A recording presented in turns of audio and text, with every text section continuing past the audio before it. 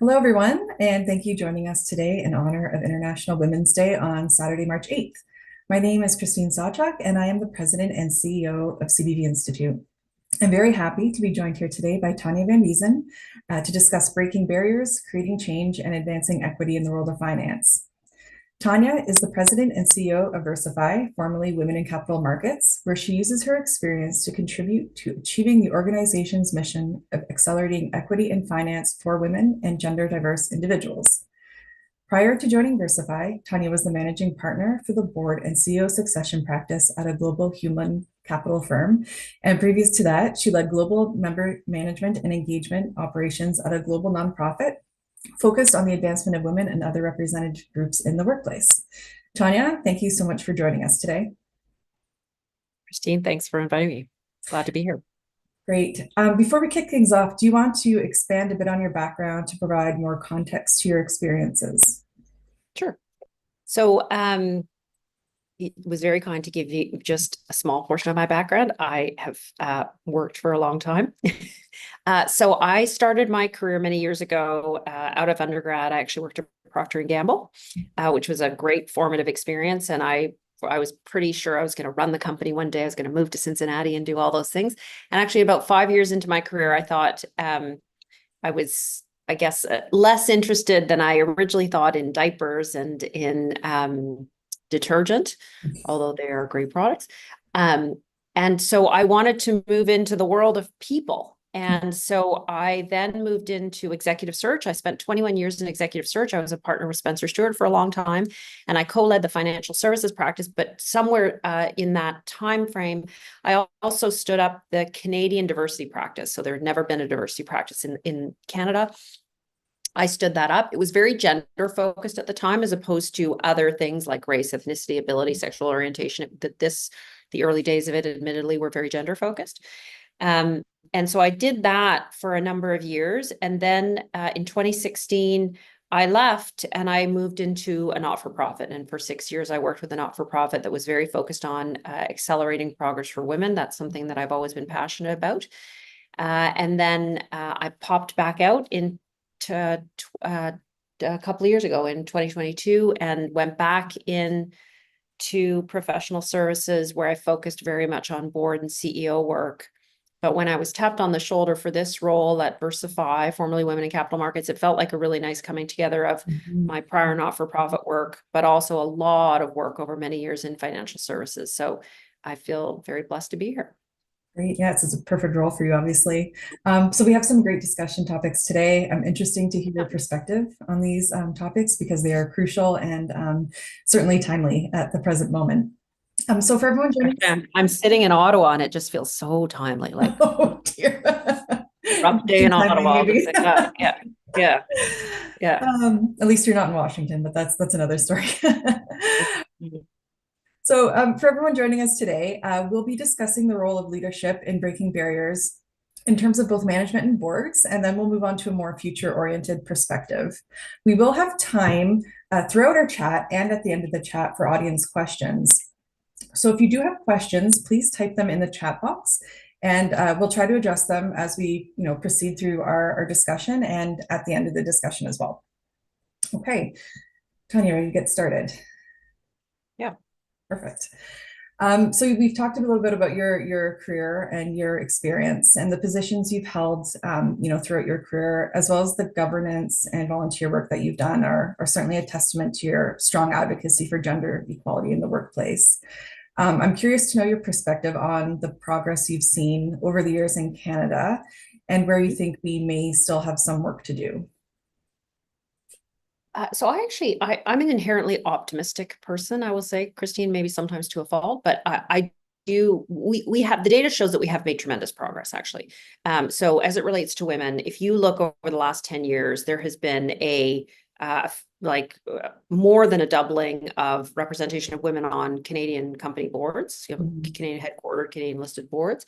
And the same thing at the executive level. So we have seen a really, really considerable change. Now, you could argue not nearly enough and not fast enough, but there has been considerable change. And actually, one of the things I think that is troubling about the current environment that we're in is that the we collectively, and I would say through the media, tend to focus on what is bad, but actually there has been a lot of good and there has been a lot of progress.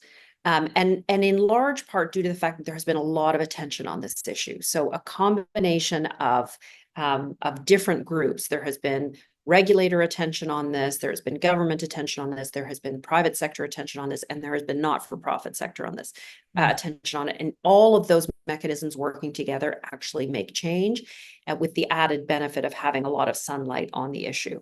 And we'll come back to that because I am worried about, in the current context, is the sunlight going to go away? But we can talk about that. So there has been progress. There has been greater representation. Admittedly, the representation has been uneven. So if you look at representation of women of color, women who identify as part of the LGBTQ2I+ community,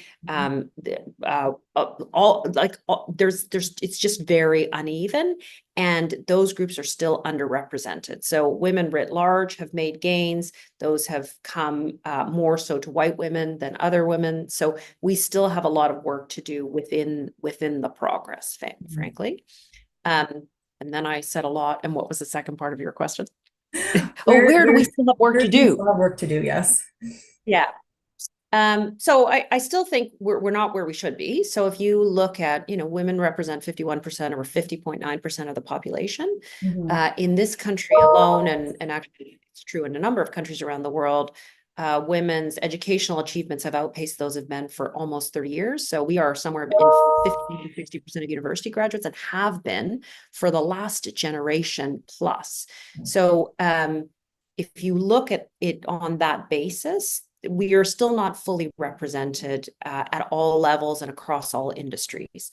And that's concerning because where decisions are being made, and they could be any number of decisions, right? It could be buying or selling a company, it could be building a road, it could be deciding on, opining on tariff discussions. It is really important that the fullness of society is represented, and given women's educational outcomes, they clearly have something to contribute. So we are still falling short writ large. We're still falling short, I think, as it relates to the gender wage gap, which many of you would read about, right? That's still women earn 83 cents on the dollar to men in this country. It's a bit of a blunt instrument, but it is an important instrument that shines the light on the fact that women are overrepresented at junior roles, at temporary roles, in precarious roles, and underrepresented in the most senior, highest paying roles. So I think we need to keep a focus on that. So there's still tons of work to be done there. Those would be two I'd suggest. It's interesting. There was a lot of talk over COVID, at least, that COVID set women back in the workforce by 30 to 40 years. I feel that there was a bit of a bump, in the past few years. But I think what the pandemic certainly did highlight was the need for better government and corporate policies to accommodate and support not only women, but caregivers in general, regardless of the industry that the caregivers are working in. Yeah. I mean, the COVID was really instructive because you may recall that there was commonly, well, it took a little while for people to understand, but this notion of a she session was very real. Now, eventually COVID, of course, affected everyone. And so, the pain was certainly spread across all genders. But at the beginning, it was very, very noticeable because so many women are in those sectors where there's precarious work, all the service industries that, were really impacted by COVID. And I'll be frank, with these tariffs, I do worry that the same thing, the front end of that could affect women disproportionately. And these are just things we need to keep our eye on, even if you paint a long-term picture for women, right? These issues that affect them, whether it's early career, mid-career, have tremendously long impacts when you think about, do they have retirement income? Do they have sufficient retirement income? Is there there is a growing poverty rate among women who are getting older because they don't have those safeguards built into their early and mid-career. Right. Interesting. I just want to touch on one other point about representation of women in executive roles. Mhm. The year 10 report that the Canadian Securities Administrators put out back in Okay. October and November, it did show that there was good progress in terms of women in executive positions in general. The progress of women specifically in CEO and CFO roles was, I think, negligible or even decreased in some years. So I know you're more of an optimist. I'm just wondering, more of your thoughts on that specifically.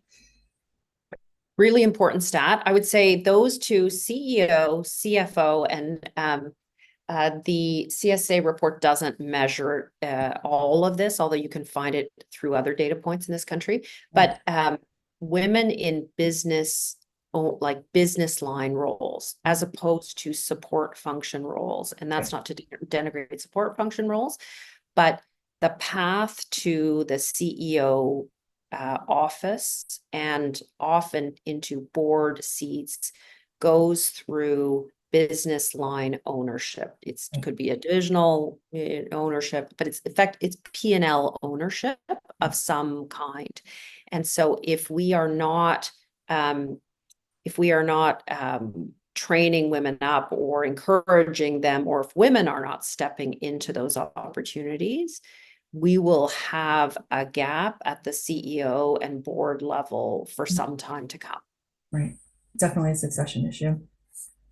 Yeah. All right. So research from Deloitte, Boston Consulting Group, Harvard Business Review, McKinsey, Forbes, many other outlets shows that diverse and inclusive companies are more innovative and therefore more profitable. So I'm curious to know your opinion on how greater diversity and inclusion in leadership contributes to this economic growth and how that drives innovation within industries and organizations.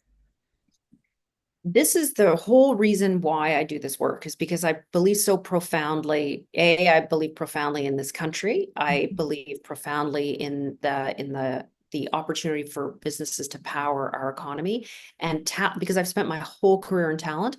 I think this is just core. This is a core talent management thing. Everything we're talking about today, although many people would have you believe it's a side of the desk sort of DEI social justice exercise. Right. This is truly core talent management. Again, if you hearken back to 58% of university grads are women, then if that's not part of your core talent management, I don't know what is. So Right. I believe really profoundly in this. I was just some of that research that you just shared. And for us at VersaFi, of course, we tend to focus on anything in the financial services ecosystem.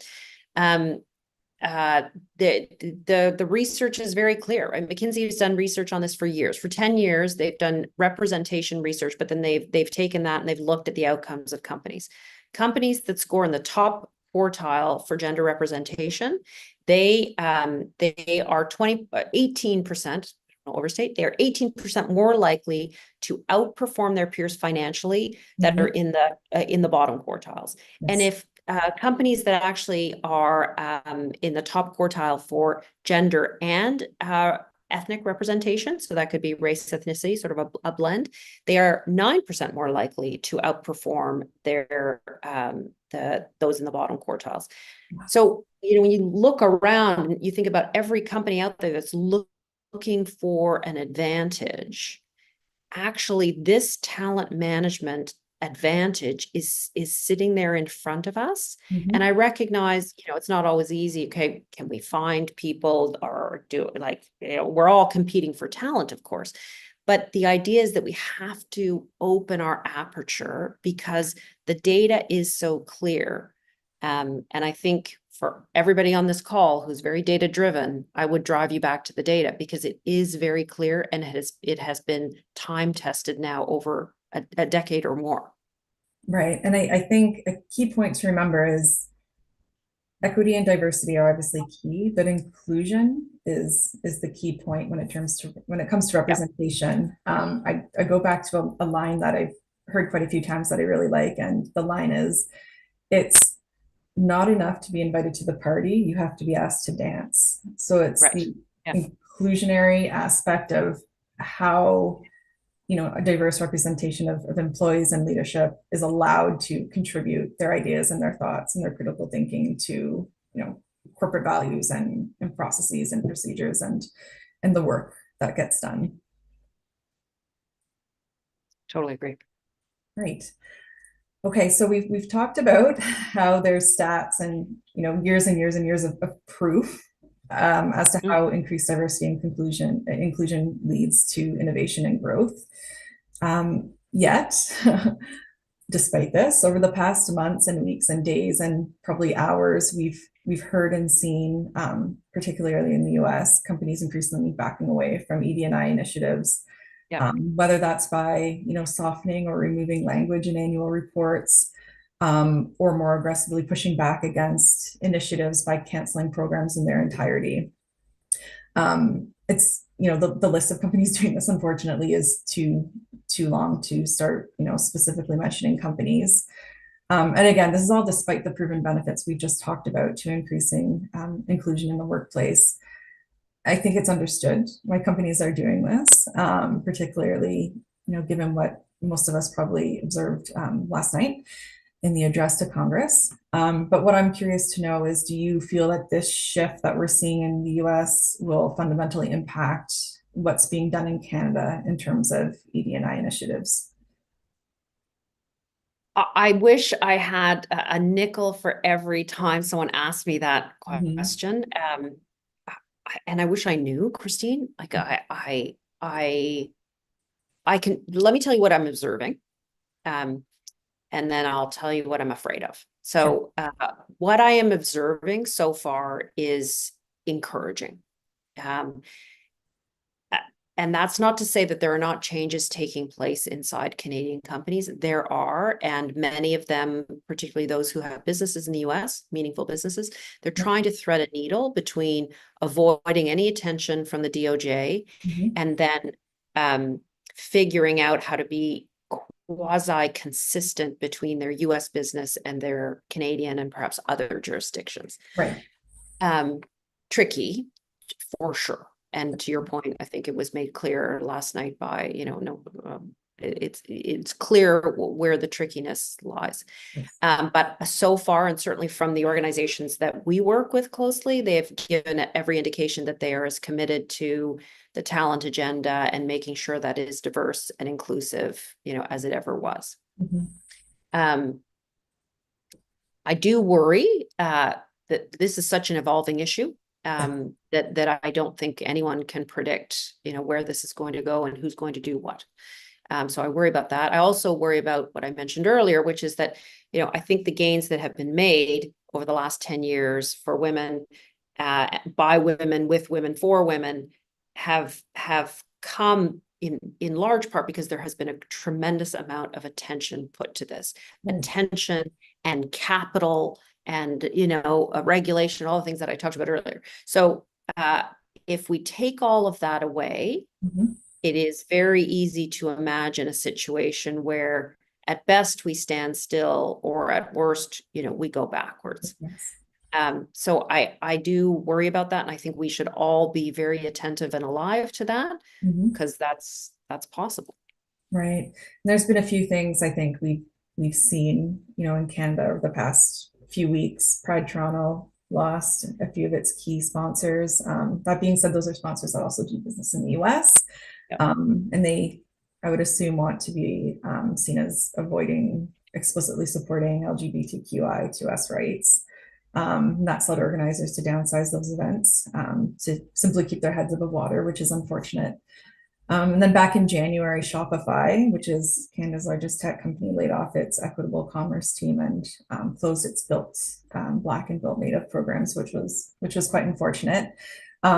Flipping the switch and being more optimistic about that. Well, could I add one more thing Go to ahead. that? Yes, please. Yeah, sorry to interrupt, but Yeah. um, the I guess the thing that gets so much under our skin at VersaFi, and I'm joined by my colleague Krista on this call, is um, this false choice that has been presented, not by a credible source, but been presented, which is DEI versus meritocracy. Yes. And it is a complete false choice. Those things are not two ends of a single spectrum. That just doesn't exist. And uh, probably for all the folks on the call, some of you might have been in a situation where you thought, gee, that person was hired, or that person was promoted and they didn't have all the skills and qualifications. I would say two things to that. One, slow down your thinking in that moment because you may not have all of the information and you may not have the full perspective, right, of what happened there.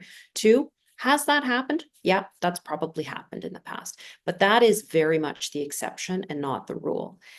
So this whole thing about these two things being at odds with each other is just patently untrue. And I can give you way more examples of where those things have come together than where they are at odds. But again, in the environment in which we operate, where those kinds of sound bites, that's clickbait. I think we need to all be very mindful of the fact that's as ridiculous as blaming that very could have been much worse accident on the runway at the Toronto airport on DEI, right? That's just wrong-headed, and we need to avoid the temptation to step into that. Completely agree. Completely agree. And I was going to take a page from your playbook and be a bit more optimistic with respect to the Shopify. No, it's okay. With respect to that Shopify event, in response to that, an open letter was signed by several hundred Canadian tech leaders that condemned that DEI pushback and called on the peers to uphold programs. And there was obviously, as I said, several hundred leaders, Arlene Dickinson being one of them. And I really liked the letter because it pointed out that Canada's tech sector was founded upon the ideals of DEI. That Canada's grown into this leadership position that we are by welcoming talent from every background. So I thought that was a great letter. And that was, I think, one of the more positive points to come out of some of the more, one of the more negative events to happen, in our community, at least in the past few months. Yeah, let's not forget how this country was built, right? Who was here first? What was there's so much history here that some of it we've learned too late, but we're learning. And then we are an immigrant welcoming nation. That powers so much of who we are and how we have built this country. Let's not forget that. I mean, you don't just throw these things out and forget who has actually built this country. I mean, we've done it together. Exactly. Yes, it's unfortunate that it's become a bit of a dog whistle, I think, based on what's been happening. Yeah, very friends to the south. Okay, so we've talked a little bit about how corporate leadership can make an impact in breaking barriers and advancing ED&I. I think what I'd like to do now is turn to governance and turn to the role of boards and committees. You've held very important and prestigious roles on boards and committees. I'll just mention a few, just another sliver. So you've been involved with the Canada Deposit Insurance Corporation and the Office of the Superintendent of Financial Institutions, OSFI. How do you see the role of governance evolving in today's business environment that's becoming increasingly complex? I mean, it is complex. And I would say boards, if anything, they should be really, all of us, anyone who's sitting on a board or aspiring to sit on a board, it's time to sharpen your pencil. Like this is not a game. And there are a lot of really serious issues being thrown at boards right now that, as a director, you could be held accountable for. I think we had our own, kind of very serious banking issue this summer. It's I'm going to get to the talent thing in a second, but when you think about cyber and you think about kind of international espionage and you think about these money laundering issues, and there are so many issues now that board and management needs to contend with. As it relates, I think, to the topic of what we're talking about and advancing gender, the board's role obviously is to stay out of management, but part of the board's role is to certainly oversee strategy. And part of that is the talent strategy. And it is also to inform kind of the values of the organization and how those will govern things like strategy and operations. And so I think in this moment, boards do need to be courageous and stand up for what they believe is the right value set for the organization. And representing all shareholders, and stakeholders, which includes employees and customers, of course. And as it relates to the talent strategy, which for most businesses is so critical, right? It's the humans that are powering these organizations. They need to stay focused on how do we attract the best talent. And I actually think in this moment, there's an opportunity for Canadian companies to really say to the world, actually, we're open for business and we are open for the best talent to come here. So I put that challenge out to all Canadian companies. Great.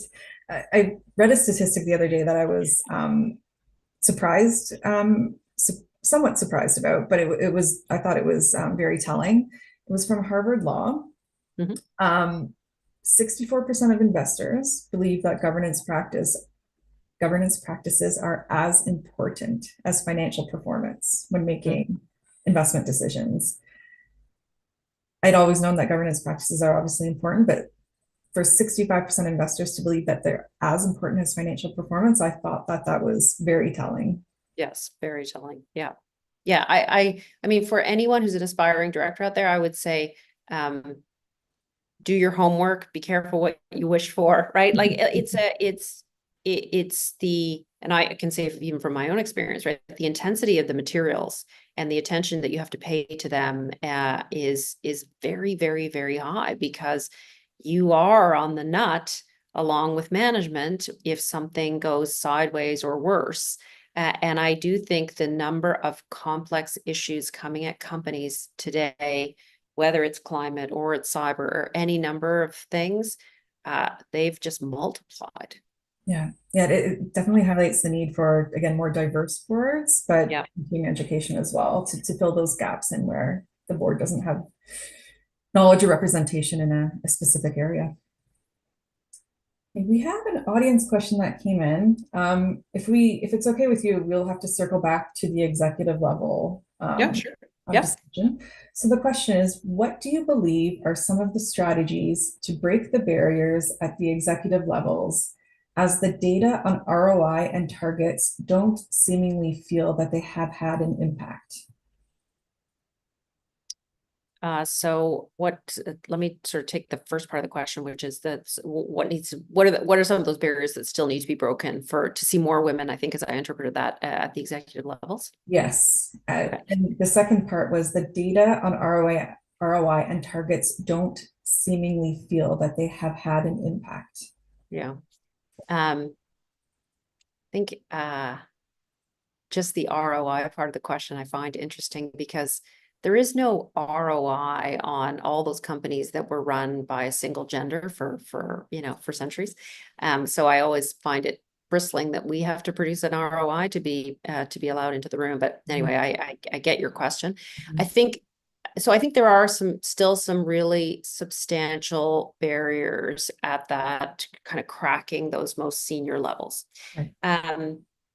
One, I think, is just simple, and I'm going to say bias, and I'm not saying this in a way to blame everyone. I actually think we all live and work and swim in water that informs how we think about work and how we think about our colleagues and how we think about, who looks and acts like a leader and who doesn't look and act like a leader. And we're still working through seeing women in leadership. We're still it's still kind of a new concept, right? We're still working through validating in our minds that that is actually a leadership profile that can be trusted to deliver the goods. There's actually an interesting piece of work done by one of the search firms, and forgive me because I don't remember which one, but they studied over a 2-year time frame media coverage of women CEOs versus media coverage of men CEOs. And what they looked at was kind of how much coverage did they get on what types of issues, and then what was the degree, what was kind of the degree and tone of coverage depending on the issue. Right. And if there was a woman CEO that was terminated or left or whatever a company versus a man, she got twice the media coverage on that issue, like just the termination. And then the words used around those things were very different. So we are still there's a whole social engine around us that is still informing us and getting used to the idea that women can be CEOs. So I say bias in the broadest sense because I probably too have these biases, right? And I need to keep checking myself, notwithstanding doing this. So that's number one, and that's a big one. And that's why we actually often say to companies, when you're in talent moments that matter, hiring people, promoting people, handing out important assignments to people, compensation discussions. We encourage companies to have kind of an independent bias spotter in the room. This Right. person in the room, so you're a group of, I don't know, leaders, and you're making decisions about promotions or what have you, compensation at the end of the year. Have someone in the room that has no dog in the hunt. They don't care about the outcome because they're not attached to the people that you're evaluating. And they're there solely to help you identify, gee, when you talked about Sally, you used these words and you questioned whether she would be prepared to move overseas. But when you talked about Joe, you didn't, like it helps because we all tend to fall back on these biases. So bias is number one. The second thing is that what I referenced earlier, we need more women that are in business line roles. They own P&Ls, they are driving P&Ls, they're in risk-taking roles, because those are the ones that ladder up to the most senior roles. And is that ever going to change? I mean, maybe, but I don't see in the foreseeable future, because ultimately the CEO has the greatest P&L role of all. And so those other roles are training grounds for the CEO role. So we need to be sure that we've got pipelines of women that are potentials for those. And then women also have to step into those, right? Too often, I think women are defaulting into support roles, which does tend to sideline them. Right. We need societal stuff to fix. Like you mentioned, caregivers, any kind of caregiver. It could be childcare, but it could be elder care. It could be any kind of care. Unless we have a society that supports caregivers, that's probably for the foreseeable future going to fall to women. And if you are faced with that, that intersect between your personal and your professional lives, it is often the personal that wins out, because it is such an immediate need. Right. And if you can't fix for it, you just have to take it on. So those are some of the things that we absolutely need to fix. Completely agree. Okay, thank you for that answer. So let's go back to the governance aspect. Yeah. My next question, it's another two-part question, so I'll go slowly. So the first part of my question is, what role should boards play in driving workplace equality, inclusion, corporate social responsibility, and purpose-driven leadership? So that's part one, and I'll pause there. Okay. So again, I think this comes down to culture. So the board doesn't set the culture, but I do think that the board has an oversight role in the culture, right? Management ultimately will execute on on the culture, but the board informs that, and the board informs that from a organizational health perspective. How does the culture inform business performance?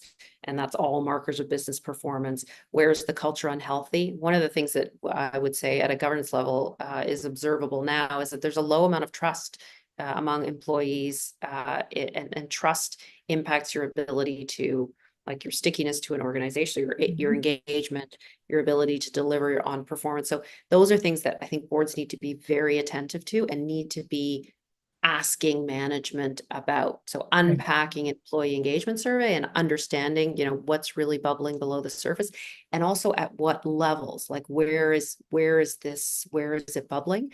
Not because the board's going to zoom in and fix it, but I think it's a big part. So the inclusion part of that is a big pillar to culture, right? Mm-hmm. If you're hiring great talent, but they're leaving because they don't have a sense of inclusion, they don't feel they can speak up, they don't feel safe to speak up. I mean, we've seen lots of, frankly, disasters over the course of time, business disasters, where people didn't feel safe speaking up, and it created safety issues. There were deaths. So this stuff is really serious from a board perspective. And what are some maybe tangible actionable items that a board can do? You had already mentioned employee engagement survey. Can you think of anything else that a board can do to, foster that responsibility in terms of inclusion and equality? Yeah, so I think this these kinds of issues tend to first come to the HR committee of the board. So their connection to the head of HR or the HR team is really important. I think regular updates on employee engagement surveys or whatever measure you are using to sort of measure culture and engagement inside of an organization, the board should be, if they're not getting a regular report on that, they should be asking for a regular report on that. And not just one, but you want to see trend lines over time to see what's changing. And then those kinds of things discussed at the HRC, and then they, the headlines go up to the full board. But it's that level of engagement on a regular cadence that I think has to be front and center with the board, because otherwise, you don't have the information. Again, the board's role is not to get down there in management and start, it should be noses in, fingers out. But I think you can have some pretty substantive conversations with the CEO and the HR leadership, and frankly, sometimes even the whole management team, because it may be a full management team discussion to inform ask the questions that will provoke management to make the kinds of moves that need to be made on culture. Right. Great. That's helpful advice. I know HR, it's a tricky area. You just mentioned noses in, fingers out. I think that's a tricky area to know where that line is. Very hard. Right. Very hard. If you have a good board chair, they'll slap the fingers at the right time. Great. Okay. So part 2 of my question. In your experience, what is a board's biggest blind spot when it comes to talent and succession of leadership?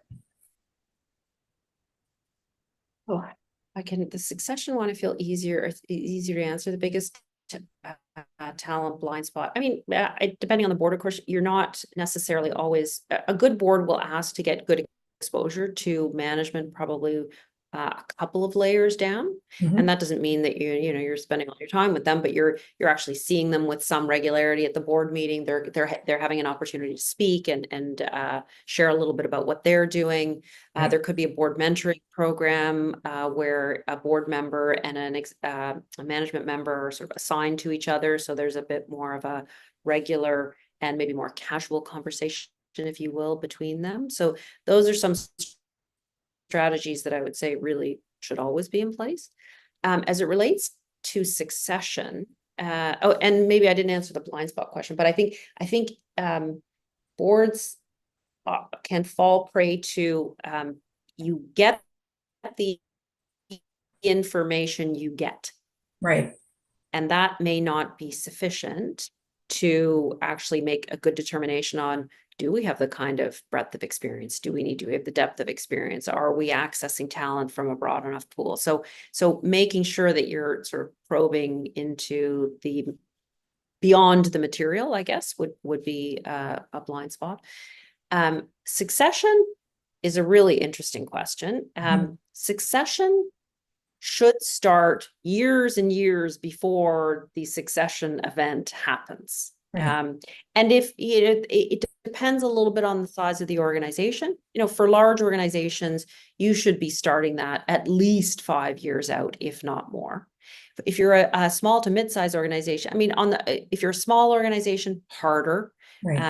Those that are really small may not ever have a succession plan internally, but then the board needs to be thinking about what could an external succession look like, which probably doesn't mean identifying a successor candidate, but does mean thinking through a process that they would undertake in the event of a emergency succession. 1, you should always have an emergency succession plan, and 2, a longer term succession. But if you're in that mid to larger size, you should think about a multi-year succession, because the beauty of that then is you have time to develop your internal talent. You have time to take a really good hard look at your internal talent. You have time to ideally move those people around, maybe to a few, if you're a large bank, you might have 10 roles you could move them to. If you're a mid-sized organization, you might have 1 or 2 other roles you could move them to, but you can move them and you can stretch them and you can see them in multiple situations. And then on top of that, maybe I'm biased by my background, but I think it's really smart for organizations to use an outside advisor to help them through succession.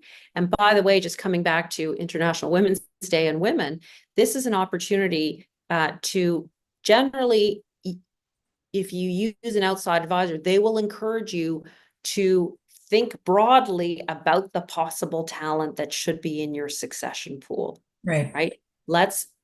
Who should, these are maybe the obvious suspects to evaluate. Are there others? Because you will learn a tremendous amount about those others as well.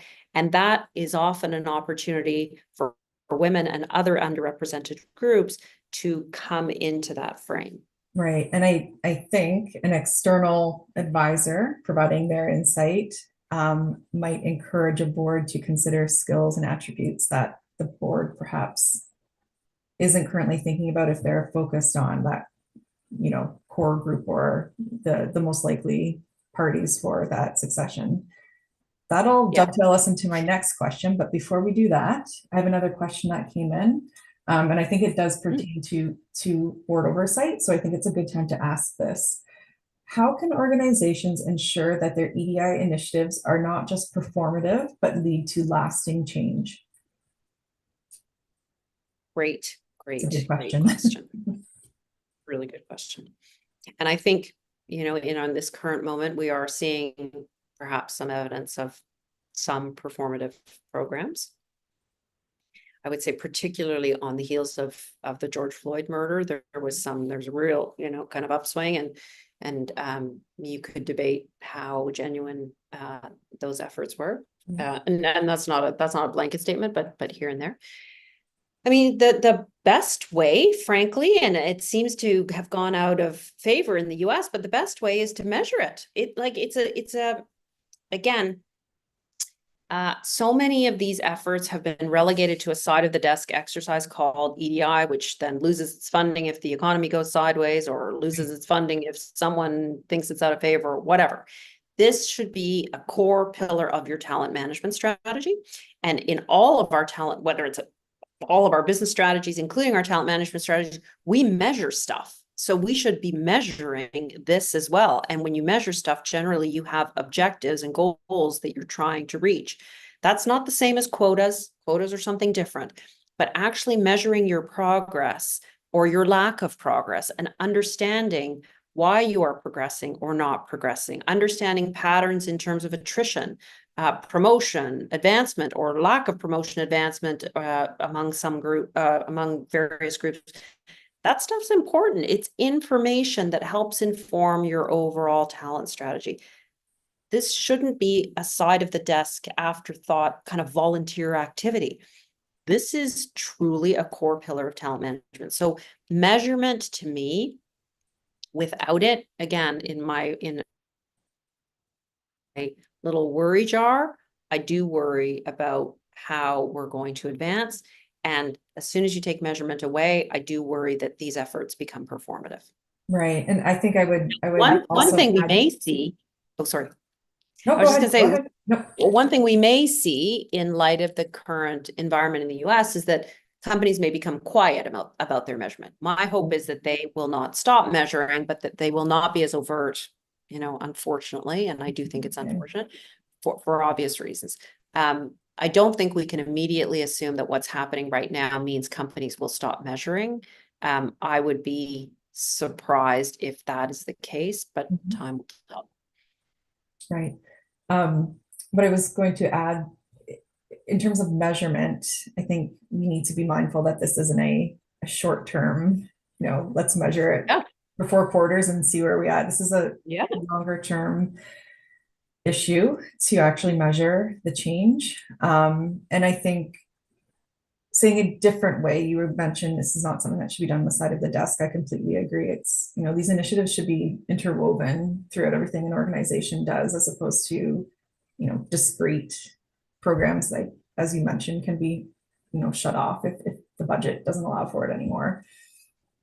Maybe I can just use a little example of work that we do at VersaFi.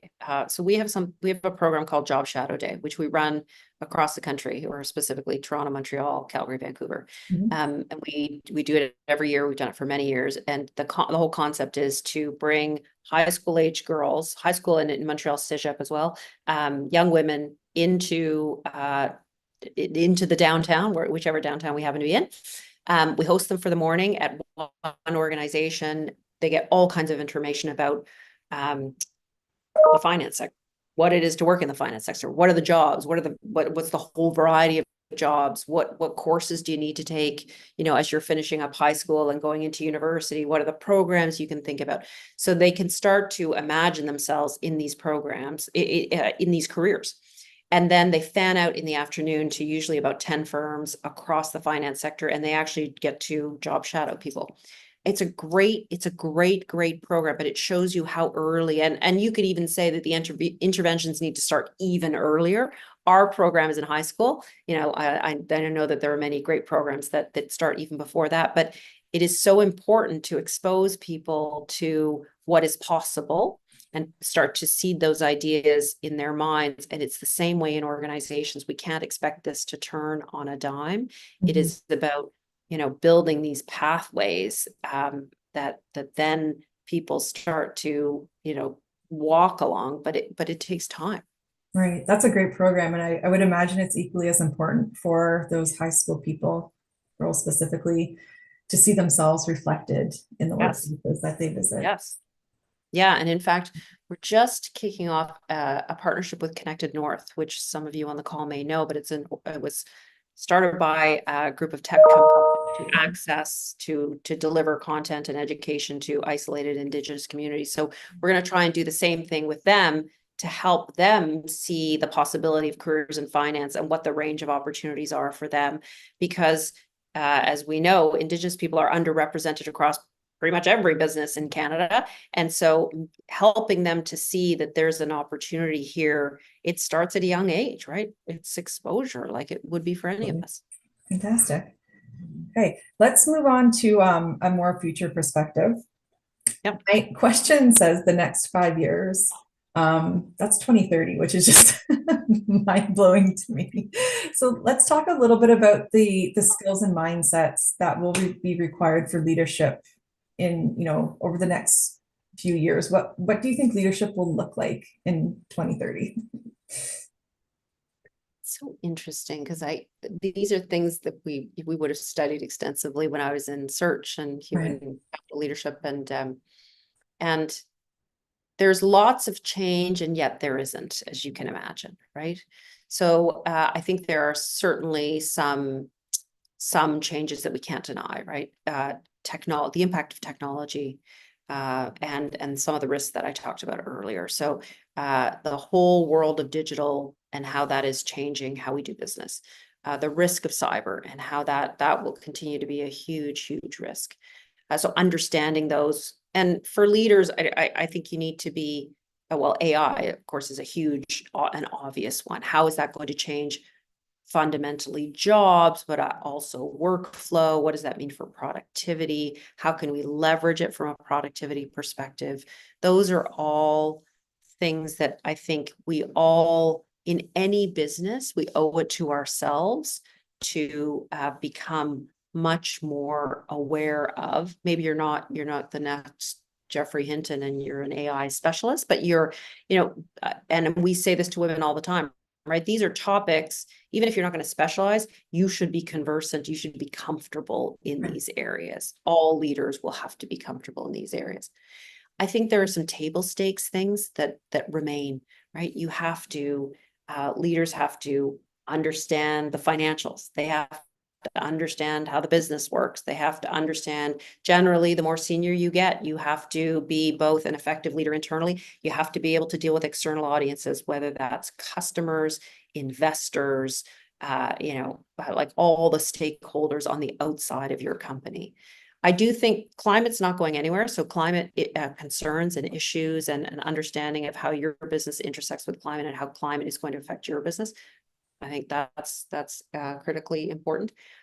And then, I for a long time, for many years, we've talked about things like authenticity and empathy, and all of those things I think are just becoming more real. They've been gendered, I think, in many ways. So there's a lot of stuff that says women are better at these. So this is a great moment in time for women. that's true, but I will say, I think with generational changes, I think everyone is expecting leaders to show up in a different way than they used to. So regardless of your gender, I think you need to start displaying these capabilities. You need to start learning these capabilities. And then finally, to your earlier point, leading diverse teams, the right person is probably blessed with that skill set, but most of us need to learn it. Right. And what that means is you need to become more comfortable with storming before the norming. And that's not easy. And I would argue maybe even culturally for Canadians, that's not that easy, right? You Right. have to be able to tolerate some degree of disagreement, and we're coming at it all from different perspectives with a view to it's going to get us to a better outcome. But that requires some like a higher level of tolerance and patience than maybe is taught in schools or in families or what have you. So, and maybe in some families it's very present, but we all come from a different background. So Yeah, we do.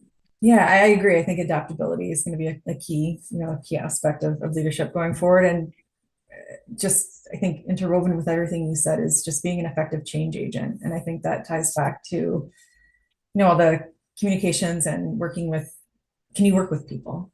At a high level, can you work with people is essential. Yeah. All right. I'm mindful of our time. We have 9 minutes left. Maybe what I'll do now is move on to the next section of our discussion before we invite some more audience questions. We've addressed some very important, thought-provoking topics today.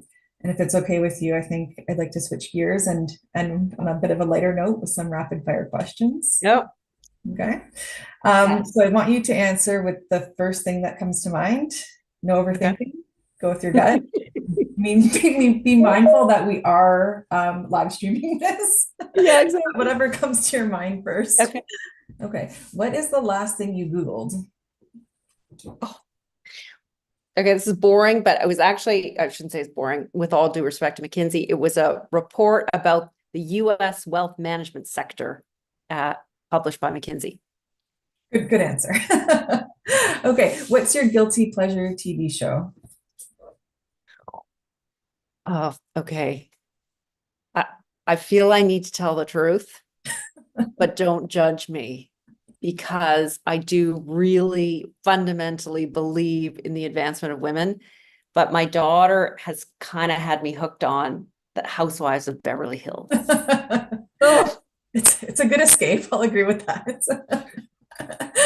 What is one thing you always carry in your purse? Lip balm. Lip balm. Mm-hmm. Great. I think a lot of us can relate to that. We're Canadian. Exactly. If you could have one coffee, not one coffee, if you could have coffee with a historical figure, living or deceased, who would that be? Sorry, with a historical figure? Nelson Mandela. Nelson Mandela. Great. Yeah. Long Walk to Freedom. One of my favorite books. Perfect. Yeah. And what is one food you could eat every day and never get tired of? Peanut butter. Peanut butter. Interesting. Just peanut butter on its own. Crunchy.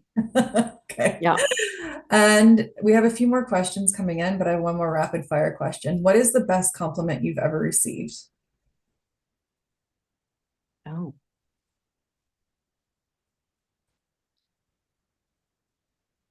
It's tough to brag about yourself. The best compliment I've ever received.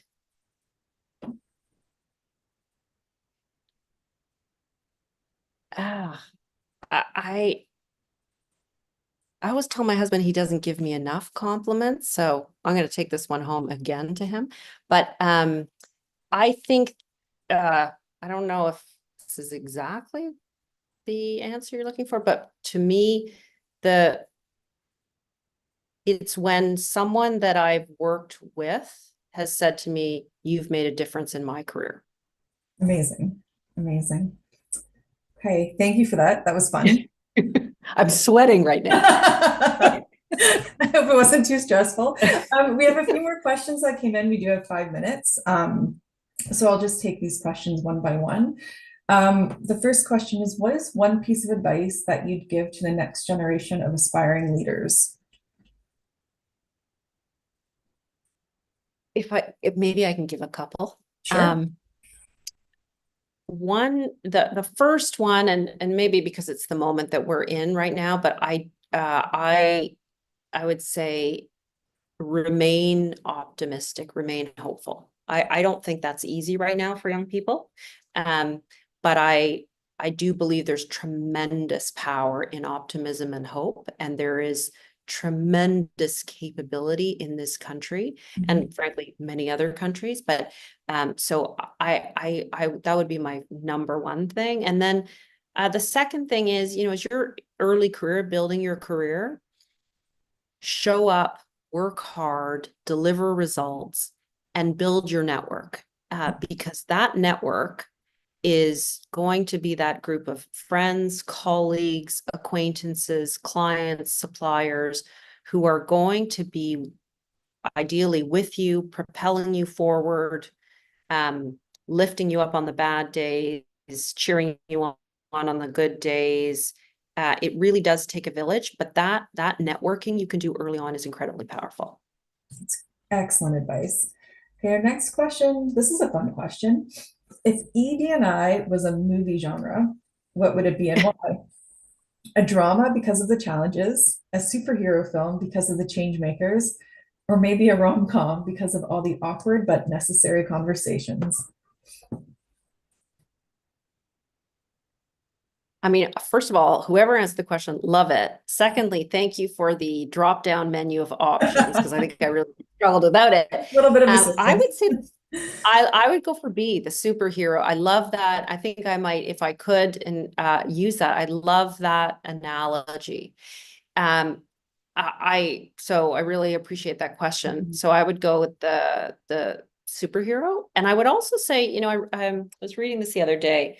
I think the history shows that any change movement, it could be racial movement, it could be the suffragette movement, it could be any, that the more the movement was actually affecting change and getting close to, call it a breakthrough, although I don't think there's any one breakthrough for these things, the more resistance there was. And so when you look back in history and you see a tremendous amount of resistance, that tended to be because this movement was becoming so powerful. And so again, taking the hopeful view, A, can't stop pushing. B, this really could be an indicator that they're actually, we are close to making breakthroughs here. So that's why I like the superhero analogy. Right. Yeah, that was an excellent question. Okay, I have a few more. We have time for one more, maybe. If you were able to start your career over from scratch, knowing what you know now, what would you be doing? Well, I've always wanted to be a backup singer.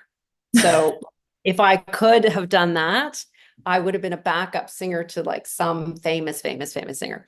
But that's but maybe if I can add on to that, if I would have done anything differently, I think I would have self-advocated earlier.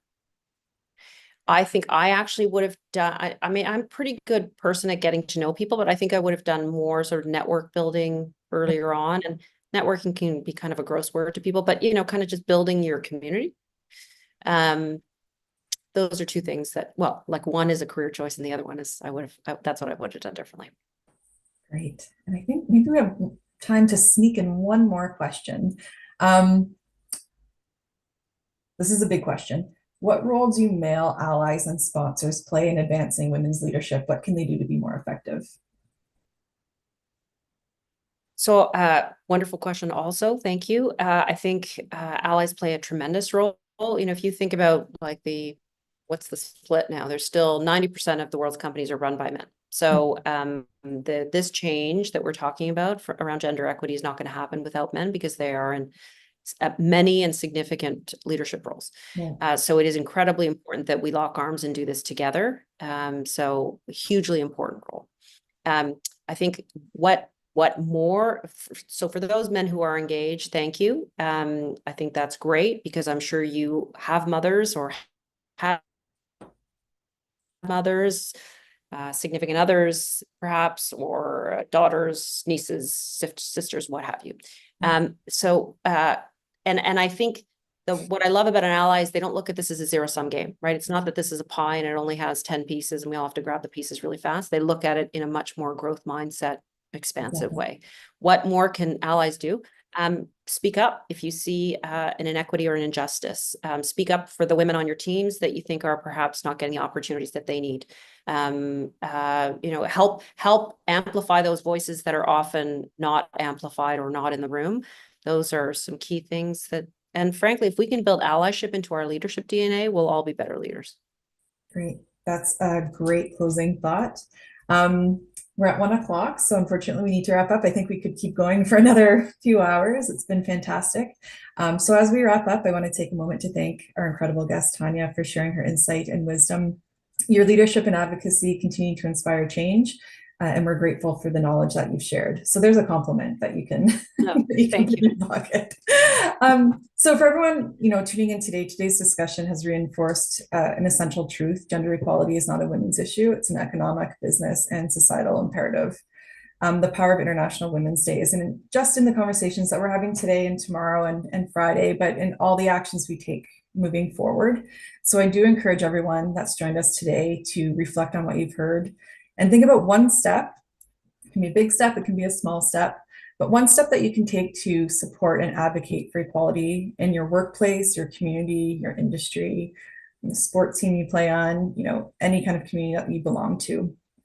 Thank you to everyone who's joined us today, who engaged with us. Great questions. And thank you to everyone who continues to champion the advancement of women. Happy International Women's Day, everyone. And thank you again.